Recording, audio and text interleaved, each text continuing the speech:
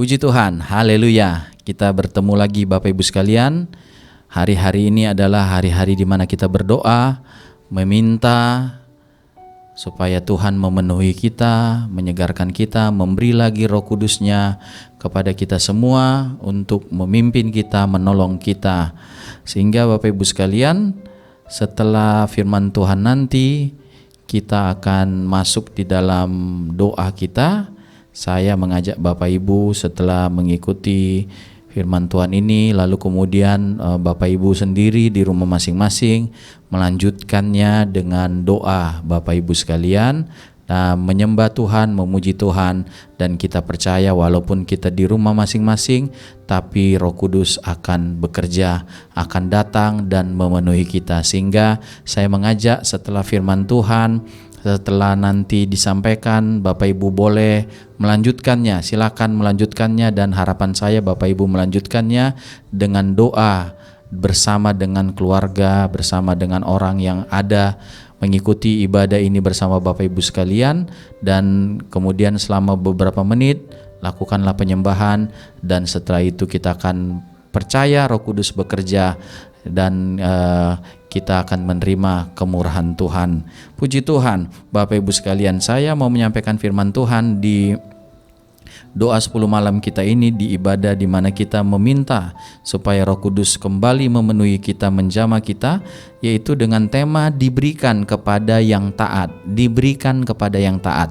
Kisah pasal 1 ayat 4 dan 5. Saya bacakan Kisah pasal 1 ayat 4 dan 5. Pada suatu hari ketika ia makan bersama-sama dengan mereka, ia melarang mereka meninggalkan Yerusalem dan menyuruh mereka tinggal di situ menantikan janji Bapa. Yang demikian katanya, telah kamu dengar daripadaku, sebab Yohanes membaptis dengan air, tetapi tidak lama lagi kamu akan dibaptis dengan Roh Kudus. Sebelum Yesus meninggalkan murid-muridnya dan naik ke sorga, maka Tuhan Yesus menyampaikan perkataannya, menyampaikan firman-Nya, Bapak Ibu sekalian, menyampaikan kepada murid-muridnya bahwa mereka harus tinggal di kota Yerusalem sampai mereka menerima Roh Kudus, sampai mereka dipenuhi dengan Roh Kudus. Jadi kita melihat di sini Bapak Ibu sekalian, pemberian Roh Kudus kepada murid-murid adalah berhubungan dengan kenaikan Yesus, dengan akan naiknya Yesus ke sorga dan meninggalkan murid-muridnya. Dalam Yohanes pasal 14 ayat 15 sampai 17, di situ dituliskan seperti ini. Yohanes 14 ayat 15 sampai 17. Jikalau kamu mengasihi aku, kamu akan menuruti segala perintahku. Aku akan minta kepada Bapa, dan ia akan memberikan kepadamu seorang penolong yang lain, supaya ia menyertai kamu selama-lamanya, yaitu Roh kebenaran. Dunia tidak dapat menerima dia, sebab dunia tidak melihat dia dan tidak mengenal dia. Tetapi kamu mengenal dia, sebab ia menyertai kamu dan akan diam di dalam kamu. Jadi Bapak Ibu sekalian, Tuhan Yesus yang akan naik ke sorga pada saat itu, sebelum dia naik, maka dia berkata dia akan minta kepada Bapa supaya Bapa memberikan kepada kita, kepada orang-orang percaya, penolong yang lain. Jadi Roh Kudus diberikan kepada kita sebagai penolong kita. Roh Kudus penolong kita, Yesus penolong kita, Allah adalah penolong kita, Bapak Ibu sekalian. Jadi Yesus akan naik ke sorga, maka dia meminta supaya Roh Kudus diberikan. Sehingga Roh Kudus, Bapak Ibu sekalian, dikatakan Roh Kudus itulah yang akan menyertai.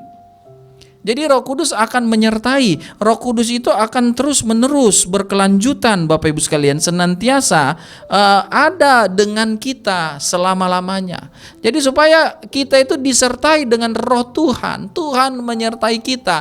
Tuhan tidak meninggalkan kita, Bapak Ibu sekalian. Yesus naik ke sorga, tetapi dia memberikan kepada kita Roh-Nya, supaya Roh Kudus itu menyertai kita terus-menerus, senantiasa menyertai kita, bersama dengan kita selama-lamanya.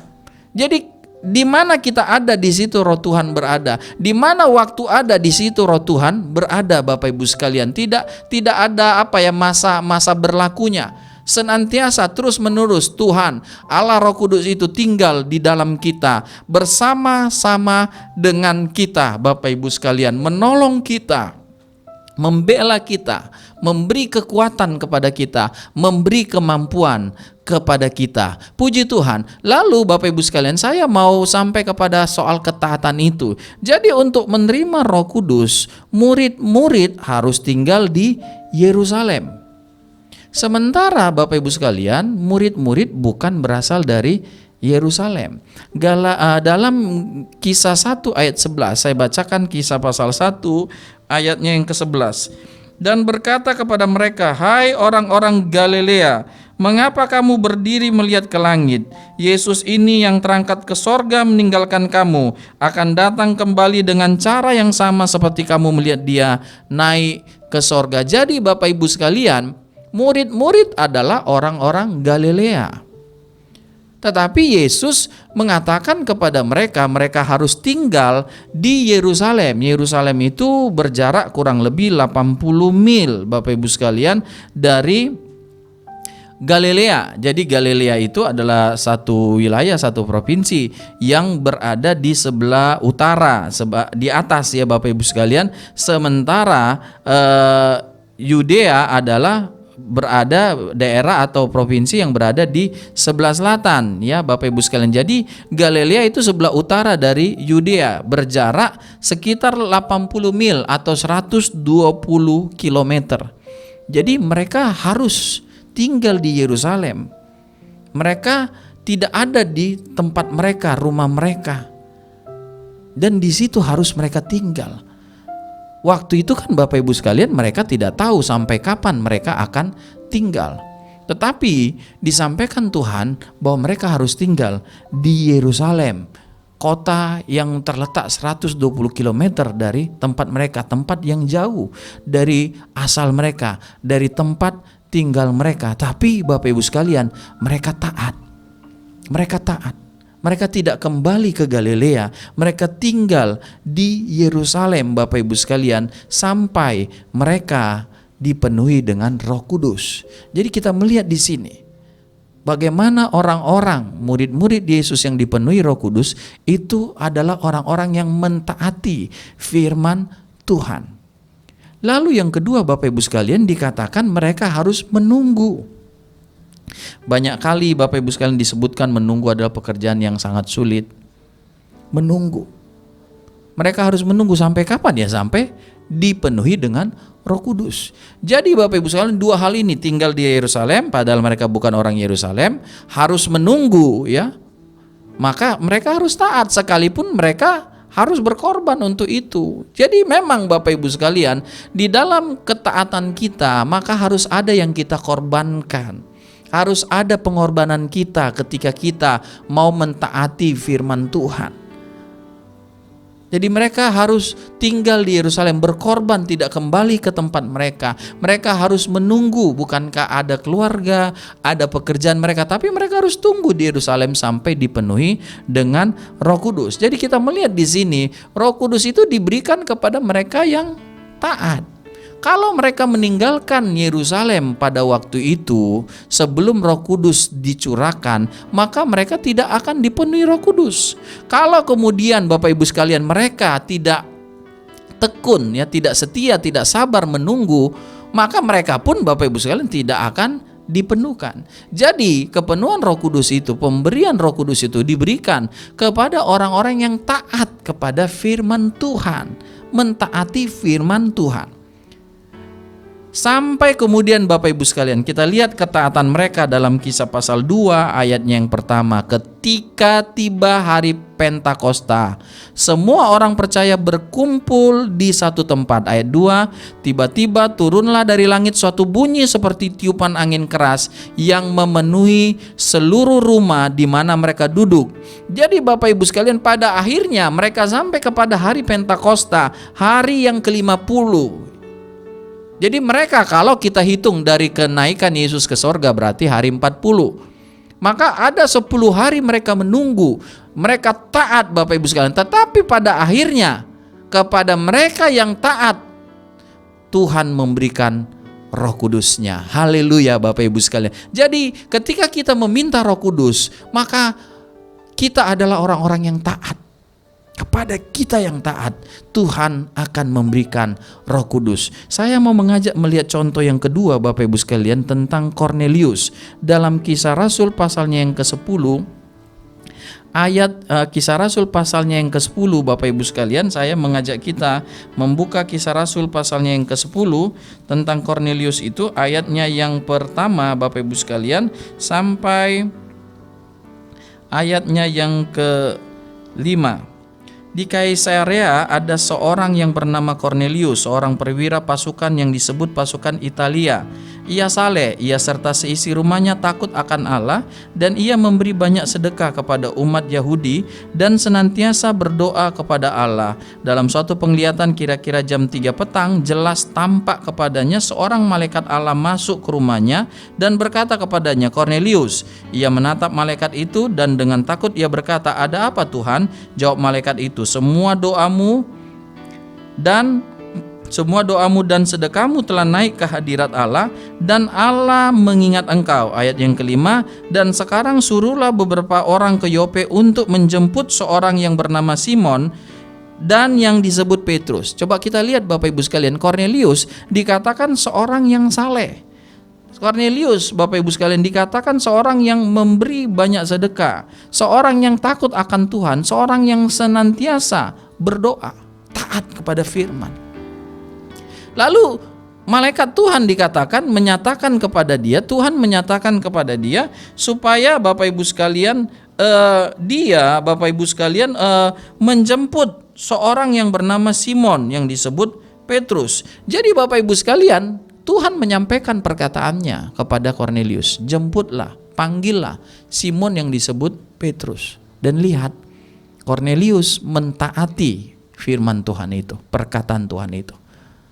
Singkat cerita Bapak Ibu sekalian, waktu Simon Petrus, Rasul Petrus itu kemudian datang Bapak Ibu sekalian dan menyampaikan firman Tuhan, maka kita lihat kelanjutan dari kisah itu dalam ayat yang ke-44, Kisah pasal 10 ayat yang ke-44.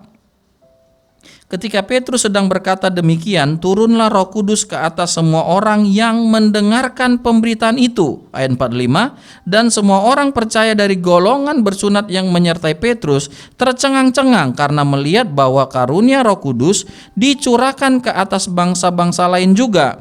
Sebab mereka mendengar orang-orang itu berkata-kata dalam bahasa roh dan memuliakan Allah. Lalu kata Petrus. Jadi Bapak Ibu sekalian, kita melihat ketaatan Kornelius berbuah kepenuhan Roh Kudus bagi dia, menghasilkan. Jadi kita akan dipenuhi Roh Kudus kalau kita menjadi orang-orang yang taat. Mari kita belajar taat firman. Apa yang kita dengar dari firman, kita taati, kita lakukan ya. Banyak kita dengar firman, banyak kita taat firman Tuhan. Setiap yang kita dengar, apa yang menjadi perintah kita lakukan, apa yang menjadi larangan kita tidak lakukan. Bapak Ibu sekalian, kita hidup di dalam ketaatan kepada firman. Kornelius disebutkan, dia suka berdoa, suka memberi. Dia hidup saleh, dia takut akan Allah, dia taat kepada firman yang disampaikan pada dia.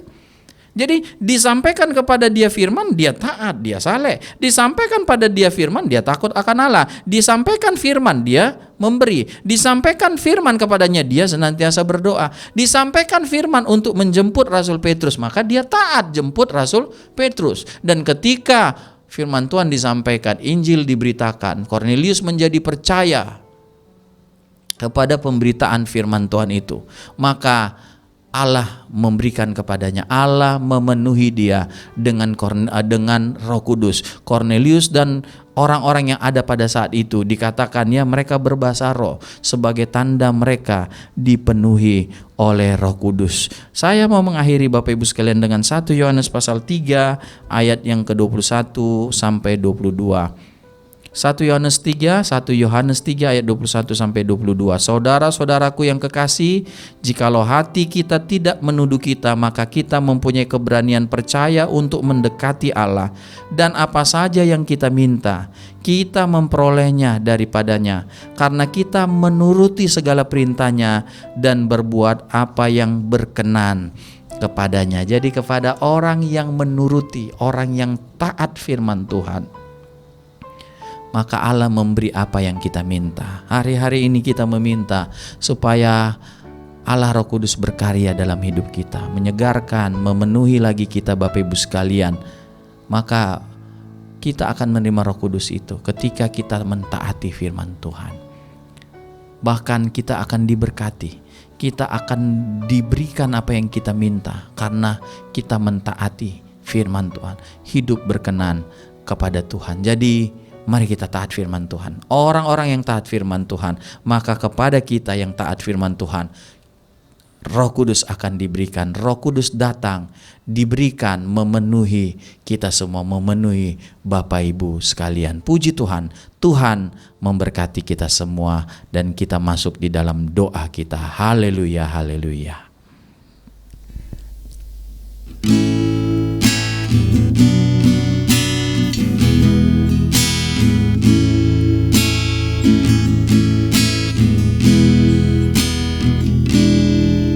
Berkaryalah Roh Kudus di sini, berkaryalah dengan kuasa-Mu, berkaryalah Roh Kudus di sini, berkaryalah dengan kuasa-Mu.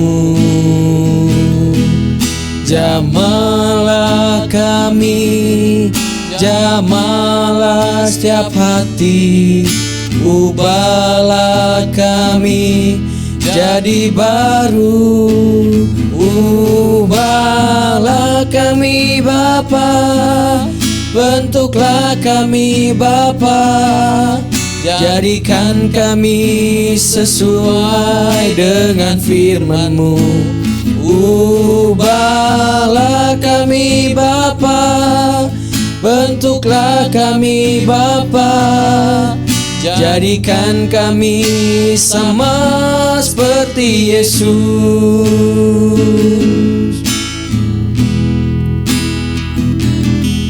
Berkaryalah Roh Kudus di sini,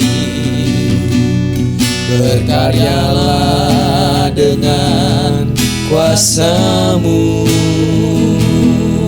berkaryalah Roh Kudus di sini,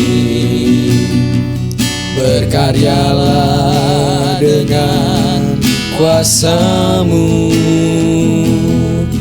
Jamahlah kami, jamahlah setiap hati, ubahlah kami jadi baru, ubahlah kami Bapa, bentuklah kami Bapa, jadikan kami sesuai dengan firman-Mu.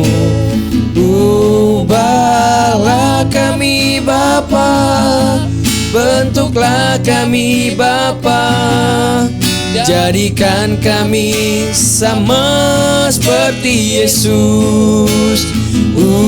Ubahlah kami Bapa, bentuklah kami Bapa, jadikan kami sesuai dengan firman-Mu. Ubahlah kami Bapa, bentuklah kami Bapa, jadikan kami sama seperti Yesus. Jadikan kami sama seperti Yesus. Jadikan kami sama seperti Yesus. Inilah kerinduan kami Bapa di sorga. Ubahlah kami, bentuklah kami. Kami mau taat dengar-dengaran akan firman-Mu Tuhan.